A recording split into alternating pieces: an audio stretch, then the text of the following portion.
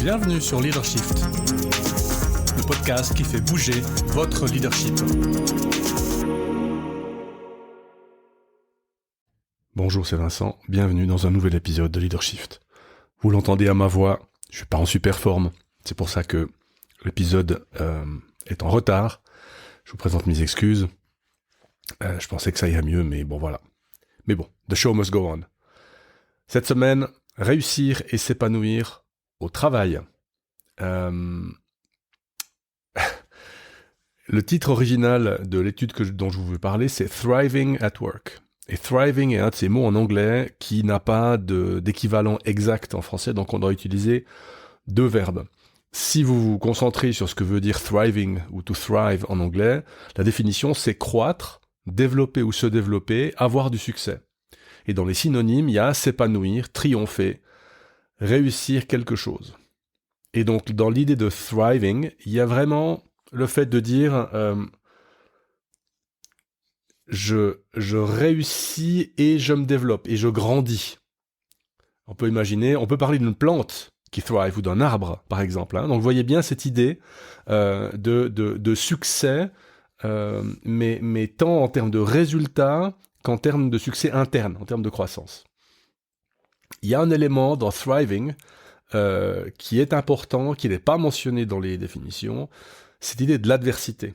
Parce que thriving, c'est pas juste réussir en s'épanouissant, mais c'est aussi réussir en s'épanouissant dans un contexte qui n'est pas forcément positif. Donc, il y a l'idée du dépassement d'un obstacle ou de conditions difficiles. Alors pourquoi je vous parle de thriving at work, donc de réussir et de s'épanouir au travail? C'est bien parce que il y a une méta-analyse en 2019 qui a été faite par des gens de l'université de Leipzig qui ont donc une méta-analyse. Vous vous souvenez, c'est une analyse d'analyse. Donc on essaie de regarder qu'est-ce qui se dit dans un domaine scientifique. Alors ici on est évidemment en psychologie du travail. Et donc ils font 26 hypothèses et ils étudient 73 études indépendantes. Parce que vous voyez que cette idée de réussir et de s'épanouir capture assez bien cette idée que les résultats positifs sont corrélés avec pas seulement des résultats extérieurs, mais des résultats intérieurs. C'est-à-dire que les gens vont se développer quand ils réussissent. Et ils vont réussir quand ils se développent. Une espèce de mécanique positive. Là, je trouvais intéressant de pouvoir vous en parler. Alors, en gros, globalement, si vous prenez une définition psychologique, réussir et s'épanouir, donc thrive, c'est un processus dynamique d'adaptation à l'adversité, on en a parlé, physique, psychologique ou sociale, qui conduit à des résultats positifs tels que l'épanouissement personnel et l'amélioration du fonctionnement. Mais plus spécifiquement, les scientifiques en psychologie du travail ont défini réussir et s'épanouir comme étant un état psychologique positif caractérisé par un sentiment de vitalité et d'apprentissage conjoint. Donc on a les deux qui arrivent en même temps. D'accord ? Donc vitalité et apprentissage. Réussir et s'épanouir, c'est un état psychologique positif caractérisé par un sentiment de vitalité et d'apprentissage conjoint. Alors maintenant, il faut définir les choses, évidemment, puis c'est comme ça qu'on va réussir à les tester, puis voir si ce qu'on raconte a un sens ou pas. Alors qu'est-ce que la vitalité ? Eh bien, c'est deux choses. C'est se sentir plein d'énergie et vivant. Et donc, vous voyez que ça a un côté affectif très fort, un côté de plaisir très fort aussi. Et donc, c'est la dimension hédonique de thriving, de réussir et de s'épanouir. Donc, premier facteur, la vitalité. Deuxième facteur, l'apprentissage. Alors c'est beaucoup plus classique, acquisition et application continue de connaissances. Donc on est clairement dans le cognitif, dans cette idée de croissance et de réussite. Et là, c'est une dimension qu'on appelle eudémonique. Ce sont des termes philosophiques, mais qui ont leur place ici. Donc on voit ce qui est intéressant avec cette notion, cette construction de thriving, de réussir et de s'épanouir. C'est qu'on a un côté affectif, un côté cognitif, un côté plaisir, un côté réussite. Et donc, ça peut nous aider à expliquer toute une série de choses qui se passent dans le monde du travail. Ce modèle, entre parenthèses, de réussir et de s'épanouir comme étant vitalité et apprentissage date de 2005, donc ça fait une vingtaine d'années. Alors comment est-ce que on procède ? On a défini un truc, une notion, une idée, et maintenant il faut qu'on voit si effectivement elle se relie, elle entre en communication avec des choses qui sont connues par ailleurs. Et donc on va catégoriser toutes ces choses en deux catégories. La première, c'est ce qu'on appelle les antécédents, c'est qu'est-ce qu'il faut pour que réussir et s'épanouir ait lieu, et ensuite des résultats ou des conséquences, en anglais outcomes, qui vont être la conséquence du fait que réussir et s'épanouir vont avoir lieu sur la place de travail. Alors, les antécédents, donc qu'est-ce qu'il faut pour, quels sont les facteurs qui vont influencer ? Il y en a deux catégories, il y a des antécédents individuels et des antécédents contextuels. Alors il y en a pas mal, parce qu'en fait, dans ce genre d'études, on va essayer de taper relativement large pour voir lesquels sont très très fortement liés et lesquels sont moins fortement liés. Alors, certains, je ne vais pas vous les définir parce qu'ils sont évidents, d'autres méritent quelques petites explications, donc je vais vous les donner. Alors, dans les antécédents individuels, on a ce qu'on appelle le capital psychologique de la personne. C'est comment est-ce qu'il arrive à se faire confiance, son optimisme, son espoir, sa résilience. Et on voit assez bien cette idée de capital, on pourrait aussi dire de potentiel psychologique. Vous voyez, la confiance, l'optimisme, l'espoir, la résilience, ce sont des choses qui ne sont pas actives tout le temps, mais des choses qu'on peut activer en cas de. Vous voyez que ça, on est assez en lien avec cette idée de thriving, de réussir en s'épanouissant, aussi dans la difficulté. Donc, premier antécédent individuel, le capital psychologique. Deuxième antécédent individuel, ce qu'ils appellent l'auto-évaluation positive. Donc là, on est dans comment est-ce que j'évalue mes capacités, et en particulier mes capacités émotionnelles. Donc on a là-dedans l'estime de soi, on a le sentiment d'efficacité générale par rapport à mon travail. Est-ce que je peux faire mon job, oui ou non, finalement ? Est-ce que j'ai du contrôle sur ce que je fais dans mon travail ? Ce qu'on appelle le locus de contrôle, locus of control. Et puis la stabilité émotionnelle est aussi dans l'auto-évaluation positive. Ça, c'est le deuxième antécédent individuel. Troisième, proactivité. Donc qui est une tendance relativement stable à prendre des mesures pour influencer l'environnement. Et donc la proactivité, on voit qu'elle est liée à cette idée de réussir et de s'épanouir, puisque la réussite viendra beaucoup plus facilement si je peux prendre ces mesures pour arranger mon travail, mes tâches, mes objectifs. Quatrième antécédent, les émotions positives, alors sans aucune surprise. Cinquième antécédent, le stress perçu. Alors on voit qu'il y aura une relation inverse, certainement, c'est-à-dire que plus le stress perçu est faible, plus réussir et s'épanouir seront forts, mais ça, il faut le mesurer, on ne sait pas, on imagine, c'est une hypothèse. Et dernier antécédent individuel, l'engagement au travail. Donc l'engagement au travail, c'est l'état d'esprit qui est lié au travail, état d'esprit qui est positif, épanouissant, qui montre du dévouement, de l'absorption dans le travail, mais aussi justement, c'est intéressant, ce sentiment de vitalité, cet engagement, quelqu'un qui est engagé au travail, vous savez que c'est quelqu'un qui a l'air, vous direz dynamique, vous direz motivé. Eh bien, vous pouvez aujourd'hui dire plutôt parler de vitalité, puisque c'est le terme consacré. Donc, il y en a 6 des antécédents individuels, capital psychologique, auto-évaluation positive, proactivité, émotion positive, stress perçu et engagement au travail. Il y a des antécédents contextuels. Donc, quelles sont les conditions dans lesquelles les personnes vont pouvoir développer cette attitude de réussite et d'épanouissement. Première chose, c'est ce qu'on appelle les relations attentives. Donc, des relations qui sont caractérisées par un aspect volontaire, consciencieux et prévenant. Donc vous voyez que c'est plus que juste avoir des relations de travail. C'est-à-dire qu'il doit y avoir un effort volontaire pour pas soigner, mais pour nourrir la relation. Il y a une idée de consciencieux, c'est quelque chose qu'on fait de manière presque, pas planifiée, mais de manière délibérée. Et puis, il y a l'idée d'être prévenant, plutôt que bienveillant, bon, c'est égal, les scientifiques en question disent prévenant, donc je me tiens à prévenant. Et je trouve intéressant cette idée de relation attentive. Donc si autour de moi je vois des relations attentives, eh bien j'aurai plus de chances d'avoir de la réussite et de l'épanouissement au travail. Deuxième facteur contextuel, le comportement solidaire des collègues, sans surprise. Troisième, la civilité sur le lieu de travail. Intéressant parce qu'on pourrait penser que ça compte plus aujourd'hui. En fait, à voir, mais apparemment c'est dans les antécédents possibles. Le leadership de soutien, Le leadership responsabilisant, hein, on voit dans l'idée de responsabilité cette idée d'autonomie, hein, dont on a parlé avant, au niveau de l'auto-évaluation positive. Hein, donc, et le leadership de soutien, qu'on voit utile quand les difficultés s'amoncellent. Il y a dans les facteurs contextuels l'épanouissement au travail. Donc on voit qu'il y a une espèce de boucle. Hein. Si je vois autour de moi des gens épanouis au travail, alors moi j'aurai plus de chances de l'être aussi, sans surprise. Le leadership transformationnel, autre facteur contextuel. Hein, donc là, un leadership plus basé sur le charisme et la sollicitation intellectuelle. Alors on voit comment le leadership transformationnel, au niveau de sa dimension cognitive, donc la sollicitation intellectuelle, hein, challenger les gens au niveau intellectuel, va avoir un impact non pas sur la vitalité, mais évidemment sur l'apprentissage.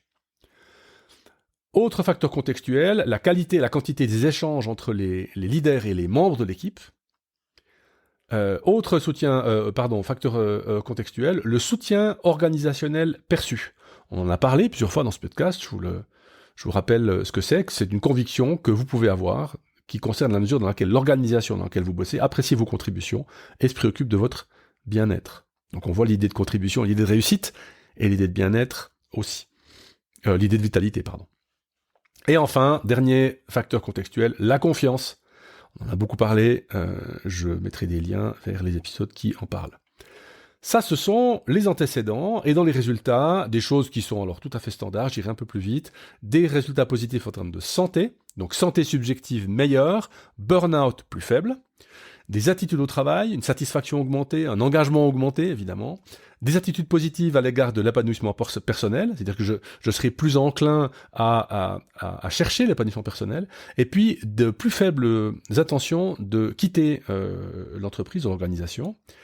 Et puis, troisième type de résultat, donc après santé et attitude au travail, il y a tout ce qui est performance, évidemment, hein, puisque c'est pas juste du blabla pour se dire on va être entre bisounours et puis on va être sympathique et sympatoche, mais il y a évidemment des conséquences en termes de performance. Performance dans l'accomplissement des tâches, le comportement de citoyenneté organisationnelle, hein, toutes les petites choses que les gens font qui sont pas forcément marquées de quelque part, mais qui améliorent le contexte. On peut en particulier penser à la civilité sur le lieu de travail. Et puis, la créativité, qui est aussi un outcome potentiel. Alors maintenant qu'on a listé ce qui précède et ce qui suit, eh bien, il faut essayer de trouver des corrélations. Alors, scientifiquement, on calcule un indice de corrélation. Vous verrez peut-être ça dans des études si vous en lisez. Hein, il est en général indiqué par RC.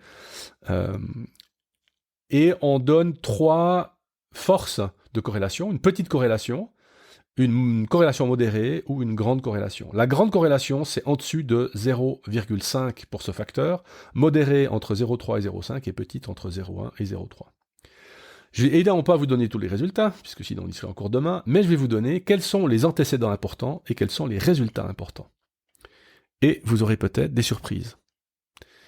Au niveau des antécédents importants, donc je ne vous donne que les grandes corrélations. Donc il y a un effet certain, il y a un lien entre, d'un côté, le capital psychologique et réussir et s'épanouir. Donc il y a cette idée, ce qui compte vraiment chez les gens, c'est d'essayer, on le verra après, de développer cette idée de capital psychologique. Deuxième corrélation importante, avec l'auto-évaluation positive, la proactivité, les émotions positives. Et dernier antécédent important, l'engagement au travail, comme antécédent, et c'est l'effet le plus fort. Donc, pour que les gens s'épanouissent et réussissent au travail, ils doivent s'engager. Et ça, c'est intéressant, parce que vous voyez que on pourrait séparer les deux. On pourrait dire, non, mais si je m'engage, je vais réussir, mais je vais pas être heureux, parce que je vais trop travailler, parce que je vais peut-être avoir, je sais pas, moins de loisirs, ou moins de... Mais en fait, on montre que si vous êtes engagé au travail, sur la durée, alors vous serez aussi épanoui, et pas seulement en réussite. Antécédents importants au niveau contextuel, les relations attentives, la civilité sur le lieu de travail, les échanges entre leaders et membres, et le soutien organisationnel perçu qui est l'effet le plus fort. Qu'est-ce qu'on perçoit ? Eh bien, les styles de leadership ont un lien, modéré ou faible, mais ne sont pas les déterminants les plus importants pour la réussite et l'épanouissement au travail. Le plus fort, c'est le soutien organisationnel perçu. Comment est-ce que la boîte m'aide ? Ben oui, parce que si je veux réussir, je veux que la boîte me donne des moyens, et puis surtout qu'après qu'elle me foute la paix, et puis qu'elle me laisse être autonome et puis créatif. Alors, le stress perçu a un lien modéré négatif, ça veut dire que plus le stress sera faible, plus réussir et s'épanouir seront forts. Les incivilités ont un lien faible négatif, c'est intéressant parce qu'il est moins fort que la civilité. Il y a des petites choses intéressantes qu'on pourrait discuter si vous le voulez. Et puis voilà au niveau des notes. Donc, si vous voulez que les gens s'épanouissent et réussissent dans votre équipe, eh bien, vous devez travailler sur l'engagement au travail et le soutien organisationnel perçu. C'est pas forcément les plus faciles, mais c'est la réalité telle que mesurée par les scientifiques en psychologie du travail. Alors, quels résultats importants sont liés avec réussir et s'épanouir ? Eh bien, le burn-out, corrélation négative évidemment. Donc, plus les gens réussissent et s'épanouissent, moins il y a de burn-out. Donc, si vous êtes dans la prévention du burn-out, si vous offrez ce genre de service ou de formation, eh bien, vous pouvez vous référer à cet article ou à cet épisode pour trouver des pistes. Résultat important, la satisfaction au travail, sans aucune surprise, les attitudes positives à l'égard de l'épanouissement personnel, sans surprise, et puis la performance créative. Ce sont les seuls grands résultats. Alors, il y a un lien positif et faible entre la vitalité et l'âge. Ça veut dire qu'il y a un petit effet de l'âge, évidemment. Plus l'âge est élevé, moins la vitalité sera élevée, pour des raisons physiologiques évidentes. Le genre et l'ancienneté n'ont aucun lien, c'est-à-dire que c'est pas le fait que vous soyez un homme ou une femme ou un autre genre, ou que vous soyez plus ou moins ancien dans l'entreprise, n'a pas d'effet. Donc, c'est aussi un peu la démystification des vieux qui sont là et qui ne peuvent pas ou ne veulent pas s'épanouir et réussir dans le travail. Et puis la position dans l'entreprise a un lien positif et faible, donc oui, plus vous êtes en position élevée dans l'entreprise, plus vous avez de chances de réussir et de vous épanouir. Conclusion, on arrive au bout de l'épisode. Si vous voulez améliorer la réussite et l'épanouissement de vos collaborateurs ou de vos collaboratrices, qu'est-ce qu'il faut ? Au niveau individuel, il faut absolument commencer par travailler leur engagement au travail. Et là, je vous mettrai aussi des liens pour que vous puissiez regarder, parce que c'est l'effet le plus fort. Il faut les aider à améliorer leur capital psychologique, en particulier en apprenant à se connaître. Il y a suffisamment de méthodes, de bouquins, de cours, de coaching disponibles pour améliorer le capital psychologique des gens. Et puis améliorer tout ce qui est auto-évaluation positive, proactivité, émotion positive. Ce sont des choses qui sont tout à fait faisables. Alors je vous cache pas que pour certaines, on a dit estime de soi, etc. Ça doit peut-être passer par un coaching. Mais pour les autres, tout ce qui est proactivité, émotion positive, je pense que les outils de base, comme le feedback positif en particulier, vont faire leur effet. Au niveau contexte, qu'est-ce que vous devez faire ? Vous devez absolument développer le soutien organisationnel, parler avec votre management pour qu'ils comprennent l'importance de ces choses-là pour la réussite et l'épanouissement des personnes. Promouvoir les relations attentives, par donner des moments, des conditions aux gens pour qu'ils puissent avoir ces relations attentives, leur donner du temps pour qu'ils puissent aussi prendre soin les uns des autres. Promouvoir la civilité sur le travail, c'est un peu une surprise, mais c'est important. Donc le fait de dire bonjour, de dire merci, d'être poli les uns vis-à-vis des autres. Et puis de favoriser les échanges entre la hiérarchie et les membres. Le one-on-one est encore une des meilleures manières que je connaisse. Et le one-on-one conserve, vous le voyez, toute son importance dans cette étude. Ce qui est vrai, c'est que vous pourrez me dire, oui, mais en termes de performance, il n'y a pas de lien entre la réussite et l'épanouissement d'un côté et la performance dans l'autre. Alors, il n'y a pas de lien, de corrélation importante, il y a une corrélation modérée. Et on peut voir assez pourquoi, en fait. On voit que la performance créative a un lien important, mais pas la performance liée à la tâche. Et ça, c'est principalement parce qu'on parle de réussite en termes de perception individuelle et d'épanouissement en termes de perception individuelle. Et donc, on voit que ça peut être un tout petit peu déconnecté de la performance sur la tâche. Mais ça ne veut pas dire que si vous faites tout ça, les gens ne vont pas être plus performants dans leur tâche, bien sûr que si. Puisque si vous améliorez l'engagement au travail, alors cet engagement au travail aura une répercussion plus loin. Si vous faites la chaîne entre les antécédents, réussir et s'épanouir, et les résultats, les résultats qu'on a identifiés ici, peut-être que plus loin dans les résultats, que ces résultats ici vous donneront, il y a la performance dans les tâches. Voilà, 20 minutes, désolé, c'est un peu long, mais je pensais extra important de vous communiquer ces éléments. Si ça vous paraît trop compliqué pour vous, votre équipe, votre entreprise, votre organisation, info@coapta.ch, on fait une visio, 30 minutes, on en discute pour vous, votre entreprise, et puis on peut déjà avancer un peu si cela vous intéresse. Merci d'avoir écouté, désolé pour ma voix, et on se voit la semaine prochaine dans de meilleures conditions, j'espère. Bye bye.